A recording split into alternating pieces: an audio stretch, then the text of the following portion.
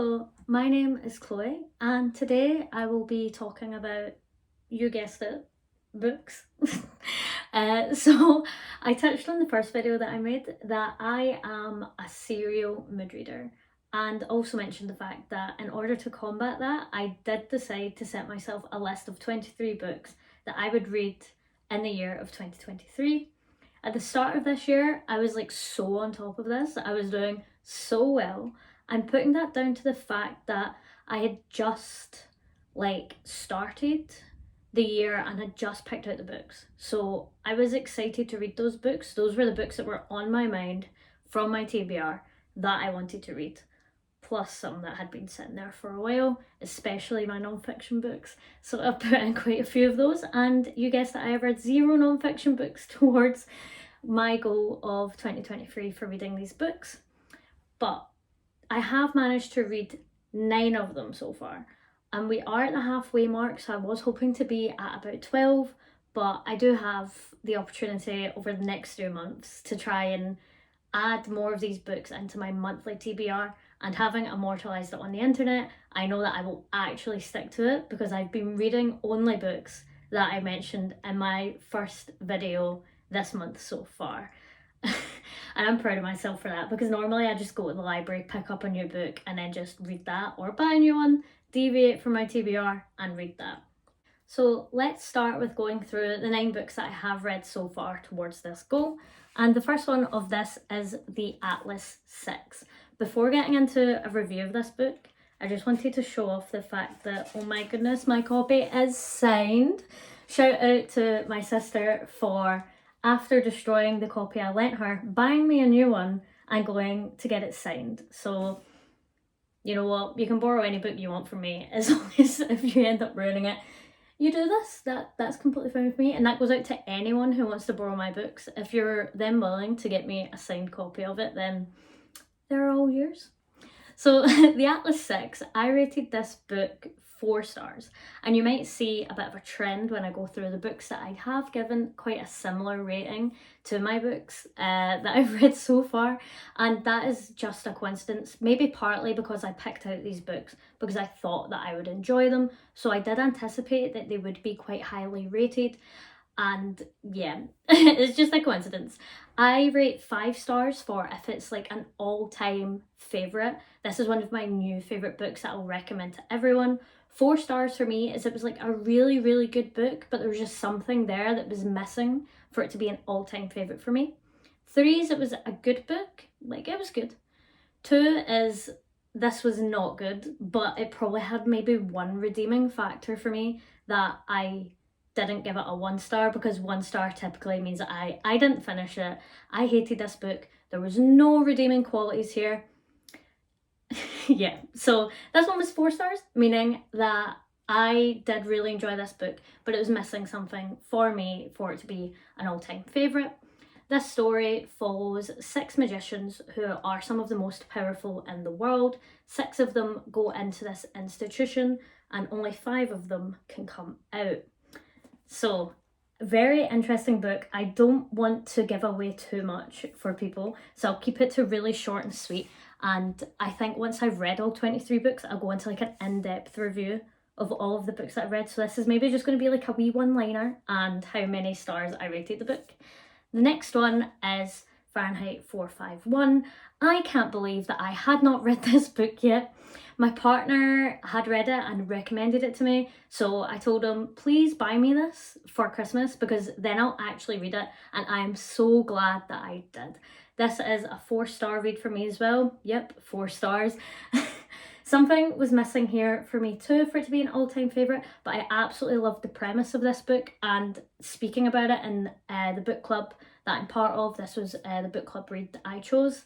It was so interesting to get everyone's perspective on it. I feel like reading it, you can come out with different things that you've learned from this book, different interpretations of what has happened, and each individual is not going to read it in the exact same way. I actually am really excited to reread this book at some point in the future, because I think I'll go in and take something new out of it after completing it. Yeah. It started off kind of like weird and I didn't really know what was going on, but by the end I absolutely loved it. The next one is a big chunky boy. This is Dune. I absolutely love this copy. My friend got me this as well. I think there's also a theme here where loads of my books have been gifted to me because my friends just know, what did I get Chloe? Oh, we'll buy her a book. Yeah, so shout out to one of my best friends for getting me this copy of Dune. It's absolutely stunning. And I did this as a buddy read with one of my friends on Bookstagram. Thank goodness I did. I kept putting this book off. I think I was worried that it would be kind of like Lord of the Rings and really, really difficult to read. But I actually powered through this book. I got through it so quick. We were doing weekly checkups and I was reaching the checkpoint days in advance of our checkup. I absolutely loved it. It took maybe 50 pages for me to get really into it and get used to the different points of view which the story is told from. But once I was into it, I was hooked. I anticipated this to be a 5-star read after the first maybe 200 pages. However, the ending for me I didn't like it. I felt like it was quite anticlimactic and it didn't really sit well with me, the ending. So this ended up being a 4-star read instead of a 5, but I absolutely adored it. The world building is absolutely incredible and I think I will be continuing that series at some point when I have room to buy more books, when I've got through some of my physical TBR. The next one is Keeper of Enchanted Rooms. That is another book that I was gifted by one of my other best friends. And oh, look at the cover. It is so pretty. Oh, and it is a floppy book. We love floppy books. This was another 4-star read for me. I think we're seeing a bit of a theme here, but I promise the next one is not 4 stars. So yeah. This had some magic in it, but it wasn't so far-fetched. Sometimes when I'm reading books that contain magic, where the people are all powerful, all-knowing, etc., it kind of gets a little bit dull. The premise of the book then needs to go to extremes where they're able to fight off some evil force for the good versus evil, and it ends up being quite extreme, quite far-fetched. This was quite a realistic portrayal of fantasy. I like both, where it's taking you to a complete world that is just so far away from Earth, but this one was actually set on Earth, historical fiction as well actually, so I absolutely love historical fiction too. Historical fiction fantasy, the crossover I didn't know that I needed. I love this book, and there's a little bit of romance in there, and it's a nice little pinch of it. It's not the forefront of the story. I felt like some romance books, for me, when romance is the only plot, I can get a bit bored of it and find it a bit dull. That has the perfect amount of romance in it, and it has 0 spice, so that's also nice. Not that I don't like spicy books, but sometimes I kind of just want one that's not spicy. The next one is The Silent Patient, and this was not a 4 stars, this was 3 stars. I have seen so much hype over this book on BookTube and on Bookstagram, so I went in expecting something incredible from this book, and from the get-go I was so hooked and I absolutely loved it. But I kind of guessed one of the big things that's part of this book, and that kind of spoiled it for me. I think the grand reveal is typically something that makes people adore this book, but because I'd kind of got halfway there, it kind of was a bit lackluster for me. It was still a very interesting story. It was well written. It was quite generally good paced. It wasn't too fast, wasn't too slow, an interesting concept. So I would still recommend it, but go in without the high hopes that I went in with. I went in expecting a 5-star thriller read and came out with a 3-star. If you go in with a 3-star expectation, you might come out with a 4-star. Yeah, so kind of go in with realistic expectations. The next book is The Cat Who Saved Books. This was also a book that was gifted to me. Oh, The Silent Patient, I think. Yeah, that was also gifted to me as well. All of these books have been bought for me. So this one is about a cat, so what's not to love? I absolutely adore cats and books. It's my favourite crossover ever. This was a 3-star for me though. I enjoyed the story. It's very short. I feel like a lot of the time with short books for me, it's either a complete hit or a bit of a miss. I felt like I wasn't that bothered about the main character and the cat itself. At points I found it quite funny and endearing, but at other times I just kind of like found the cat a little bit like annoying, so that didn't help. But it was a very interesting story. It is about basically what it says on the tin, a cat who saves books. So if you like cats, if you like books, I would still recommend it. 3 stars still means that it was a good book, but it wasn't like a whole new favourite for me. But speaking of new favourite books, The Bell Jar. Oh my god. This book, 5 stars for me, and as you can tell, a lot of annotating was done on this book. I used to be too scared to underline in my books, to tab, etc. This was one of the first books that I actually underlined, one of the first books that I read this year, and oh my gosh, I am so grateful to myself that I underlined it and put tabs in it, because I have actually gone back to this book and read some of my favourite quotes from it. Oh, I swear, this book I absolutely adore. It is incredible. And given what has happened to Sylvia Plath, I cried at the end. After the end, I just sobbed, and it just tore my heart out, but also gave me a little bit of hope. And I feel like books that are sad, it's kind of like, oh, you love them but you hate them. But this one was just pure love, and the metaphors within the book are just incredible. I love the writing style. She's captivating. The way she's describing things is so interesting. 100% would recommend that book. And the next one is another one I have also tabbed quite a lot. Yeah, the quotes in this book, incredible. This was a 4-star read for me. It wasn't 5 stars because for me, like, the most important thing when I'm reading a book is the writing style, and then like the plot, and then the characters. So for a 5-star, normally all 3 of those things need to like hit the mark. This one, the writing style was absolutely unbelievable. I adored the writing style. So immediately you know it's going to be at least a 3 stars. And the plot was interesting enough to keep me hooked, but not enough that I was wanting to pick this up and devour it. I felt like I ended up reading this quite slowly. Even though it's such a short book, I kind of struggled to get through some of it, but it was very rewarding once I was finished it. So for me, it's a 4 stars, but it's not a 5.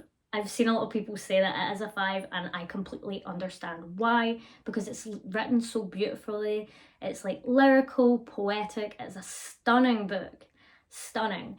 But for me, it just, maybe it wasn't the right time. I've mentioned I'm a mood reader. Sometimes I can read books and I know that if I read it when I was feeling a different way, I would rate it differently. So take my ratings with a little bit of a pinch of salt. I find it very difficult to not take that into consideration when I am reading a book. So if I am in the mood for something, it's probably going to be higher rated. Like, for example, romance specifically. If I'm wanting something lighthearted and fluffy, it's probably going to be like a 3 star. But see, if I'm not really in the mood for a romance book, it's probably going to be 2. So if I rate more than 3, it means it was actually incredible. If I rate it less than 2, it means it was actually terrible for romance. Romance is my worst one for being able to rate because it's such a hit or miss for me. But the last book of the 9 books that I have read so far towards my goal is How to Kill Your Family. And I love the sprayed edges. I am a sucker for sprayed edges, which is why I actually bought this edition from Waterstones. It was half price, and yeah, I couldn't say no, really. Given the, well, this again does what it says on the tin. How to Kill Your Family. This girl kills her family, and she goes through exactly how she did it. A very interesting premise and concept for a book. It was actually written quite humorously, and it was very interesting for me. Each way that she killed a family member was very unique and well thought out, well documented and well planned.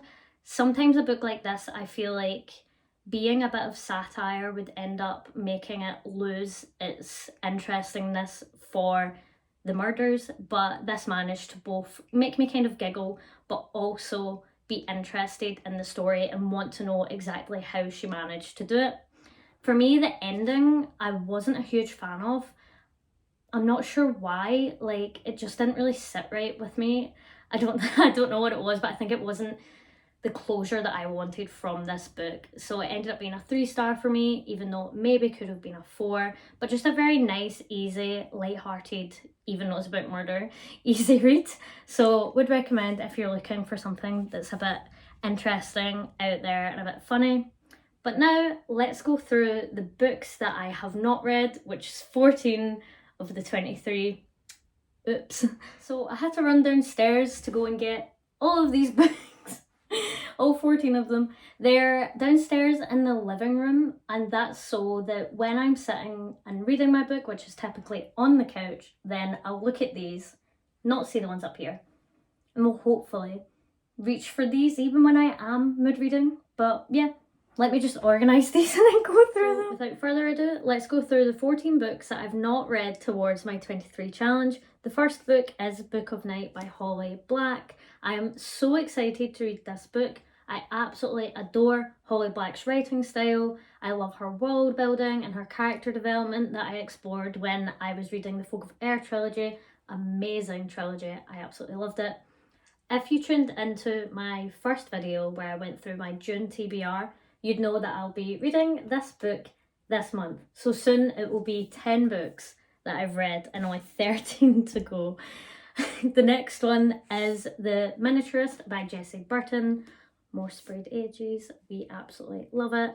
This was a gift from my friend that I got not Christmas there, but the Christmas before. So I knew I had to put this on my TBR to read because I don't know why I'm excited to read it.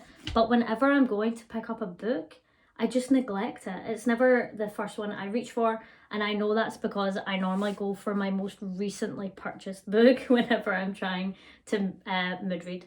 So the next one is Queenie by Candice Carty-Williams. I'm so excited to read this book. It got the Women's Prize for Fiction, and yeah, I'm sure then it'll be a good book. I got this from a charity shop like a year and a half ago, and I've still not read it, so that's why it ended up on this TBR list. The next one is All the Light We Cannot See. This book has been everywhere. On Bookstagram, Booktube, BookTok, and the hype has made me so worried to read this book. Whenever a book is overly hyped, it's a hit or miss for me. I know this will probably be a hit because from the premise of the book, I'm pretty sure I'm going to love it, but I have been putting it off. It's also a book that's meant to be really sad, and I need to be in a specific mood to be able to read a book that's going to depress me, and it's somewhere in between being happy because it's sunny and it's summer and it being winter, so feeling like I should just depress myself further during the long nights. So we'll see if I read this either sometime in summer or in December. There's probably going to be absolutely no in between. Watch me eat my words and probably read it in like October. The next one is The Brain. This is the first one of the non-fiction books that I've put onto my TBR. I used to read so much non-fiction. At uni, I read so much non-fiction, which is bizarre because I was at uni reading and learning all of the time, and in my downtime, I wanted to read non-fiction. I have no idea what Chloe was doing there, not a clue. I don't know why I didn't read fiction then. But once I started getting into fiction again, I completely neglected all of the non-fiction books that I bought. So I've put quite a lot of those on my TBR because when I get into them, I adore them. And all of them are like sciencey because, you know, STEM. But I should probably also go out of my comfort zone. So if you have any non-fiction books that aren't self-help or science, because that is like all I read, please do recommend some in the comments because I'm wanting to branch out and read more non-fiction and learn things possibly from like politics, sociology, psychology, etc. But yeah, that's the first one of the long list of non-fiction books that I've got on my TBR, none of which I have read so far this year. The next one is The Nightingale. In case you haven't noticed, I have actually done these in order of the author.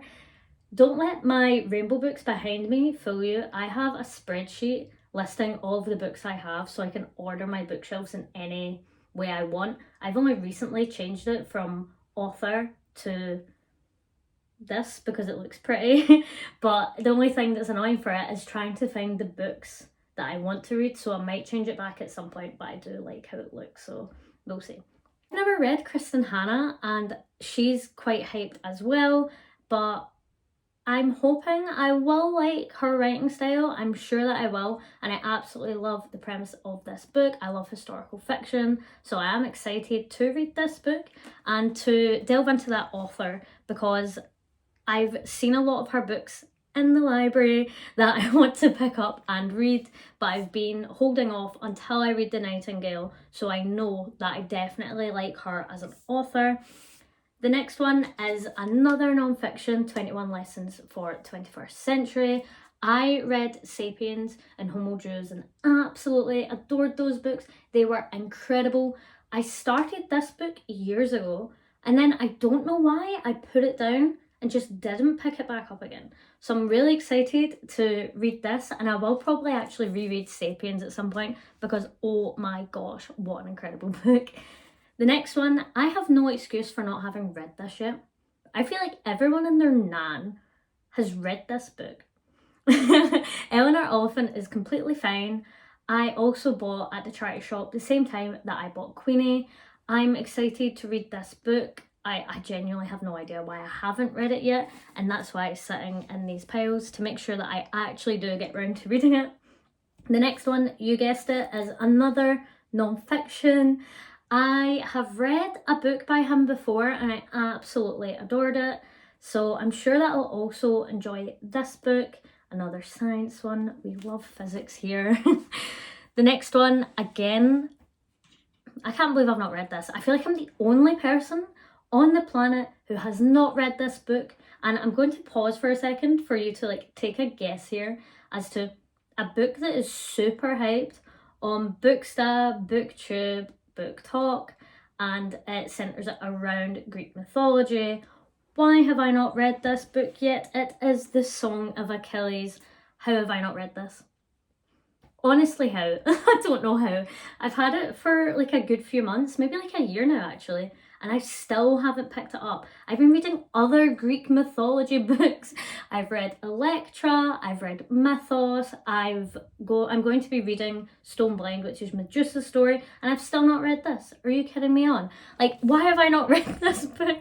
But I will be reading it this year, and I'm holding myself accountable for that. I will be reading it. The next one is Three Sisters by Heather Morris. I read The Tattoos of Auschwitz and Silka's Journey. I loved Silka's Journey. Oh my gosh, it was so good.